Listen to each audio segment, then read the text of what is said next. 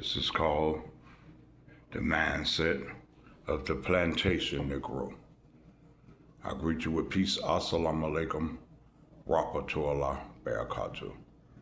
This is Abdul Malik, servant of the King Allah subhanahu wa ta'ala. Yes, I want to touch on something. I'm going to give you the definition of a plantation Negro.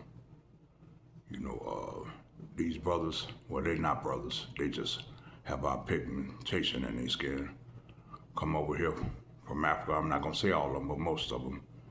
And I bear witness to it since 1971. I come over here and get these jobs. And they already programmed when they get over here that, we don't stick together. You know what I'm saying? We're garbage, we're trash. And that's how they treat us. They get these jobs, they get these positions. And I'm not a racist, but I don't put nobody before Allah, number one, of my people. But I'm gonna give you some prime examples. They get these jobs, you know what I'm saying? And if they are over you, they treat you worse than they do the white people, Latinos. I've been around since the 1950s, and I've seen this tap dancing at the worst. You know what I'm saying? They get these jobs, they try to pass, they come in the DOC, the prison system, and treat us the worst. As I seen the sea officers in Jackson Penitentiary at Parnell on Cooper Street in Jackson, Michigan, when the COVID virus was around. Do you know they took the prisoners that didn't have the COVID and locked us in the unit with people that had the COVID virus, and all of us start catching COVID. People start dying.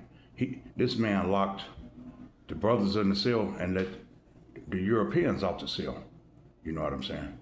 That's just another prime. Clarence Thomas is another prime example. Like he had if you check his track record, every brother ever came up for clemency that can prove their innocence, including Stanley Tookie Williams. He went with the opposition and had them brothers executed. You know what happened to Rodney King, right? Happened to me in 1973 in Los Angeles, California. I'm coming through the alley around Figueroa, and it was a black officer and a white one. Pulled me over. The white officer had red hair, freckles, green eyes, I'll never forget. And the black officer was darker than my shoes. He was calling me more niggas than the white officer. I'm 15 years old, calling me niggas, and told me if I called people, it was going to kill me. They beat me down. See, what happened to Rodney King happened to a lot of brothers all over the globe during the 70s. They didn't have a camera system then. You know what I'm saying? Just like the heartbreaking thing happened to Breonna Taylor. And it's another sister, I think she was in some parts of Illinois. Matter of fact, she was in the Capitol. She was in Springfield. But this white officer came by her house, and the sister had water in her hand and shot her in her head. Brothers, what is it gonna take for us to wake up, brothers, and come together, man? They killing our queens, brother, our children. When we gonna stop killing each other? You know what I'm saying? There's no excuse for this shit. What does it take? What is it gonna take? This going back to the Jim Crow days. I'm not a racist. I'm just giving people the funk raw and uncut. I don't know how to serve it no other way. What is it gonna take? You know what I'm saying? I went to a blood bank yesterday. This African brother's supposed to be my Muslim brother, and I say, hey, Yaki, because of the pigment of my skin, they wouldn't even let me donate. I've been struggling, so I'm gonna need some donations to keep this thing going on there.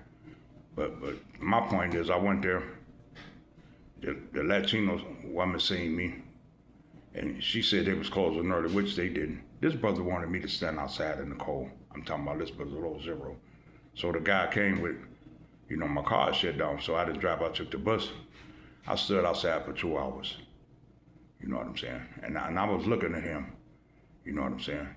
You're supposed to be Muslim, and my people, you're racist against me and I'm not an African American. I was born in Chicago. Let's get that straight first and foremost. I don't know shit about Africa. What happened to them people was Haran. I feel bad, but as Negroes like the ones I'm speaking on, is the reason our people is in the condition they is now. And I'm gonna give you another prime example. The way we treat each other, brothers, what it's gonna take, bro. Let's band together with these queens, brothers, and you know, get back on the right path, brother. You know, I wanna be remembered when I leave this earth, cause I'm almost 70 years old. All praises due to Allah, black don't crack. You know, but my point is this: we gonna have to do something, and something soon. You know what I'm saying? You know, I know a lot of good brothers was locked up. When I get this off the air and start getting donations, it's brothers that I met in the penitentiary that'll make a tremendous change out here. But I don't have the resources or the funds. I want to keep this YouTube thing going because I can help our people. But I'm gonna need some donations and some help from our people. I don't know how to set that up, but I can give you an address if you want to send some donations. My name is James Brown Edwards Jr. The address is 2411 Lindale Avenue North, Minneapolis, Minnesota, 55411. I want you to send a check for them because I want to keep this going. I want to help my people. You know, we all we got and we all we need, but first we have to put Allah subhanahu wa ta'ala first. But I was just giving you a prime example of the plantation Negro. I love you. I greet you with peace. Assalamu alaikum, rahmatullah, barakatuh. Please subscribe video. And please, if you can, like I say, send some donations to James B. Edwards Jr., 2411 Lindale Avenue North, Minneapolis, Minnesota. I won't care if they money orders or checks. It will well be appreciated so I can keep this going and help our people. I love you. Peace.